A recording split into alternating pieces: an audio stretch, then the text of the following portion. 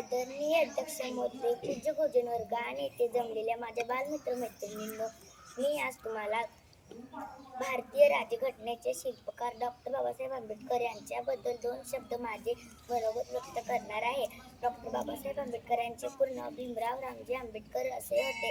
ते संविधानाचे शिल्पकार तर होतेच, परंतु एक थोर समाजसुधारक, अर्थतज्ञ, कायदेपंडित आणि स्वातंत्र्य चळवळीचे नेते होते.